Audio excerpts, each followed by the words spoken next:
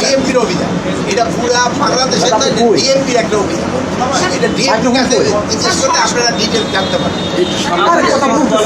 মানে যদি মানে কেন এই অভিযানটা করা হলো?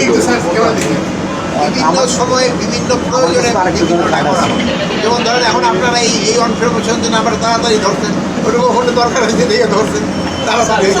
সকালে মানুষের একটা টিম আসছিল না, 5 আগস্ট ধরে কোনো ধরনের কোনো নিরাপত্তার কোনো সমস্যা নেই, সব কিছু আল্লাহ দিলে ভালোভাবে হয়েছে।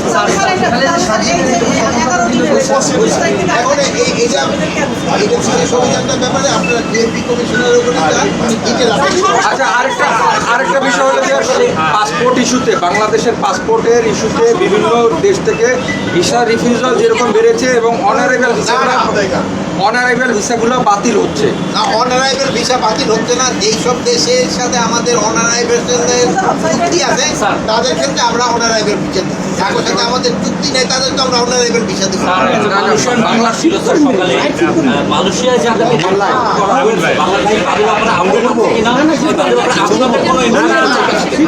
তাদের ক্ষেত্রে মালয়েশিয়ার তাদের ক্ষেত্রে আমার কাছে একটা সৌজন্য সাক্ষাতের জন্য আসছে। আপনারা জানেন যে সৌজন্য সাক্ষাতের জন্য, আর আমার এখানে কিন্তু ডিটেল কনফারেন্সটা হবে না, কনফারেন্সের পুলিশ হেডকোয়ার্টার এটা এক একটা দেশের সাথে পুলিশের সাথে তারা আলাপ। রংপুরে গঙ্গা চড়ার বিষয়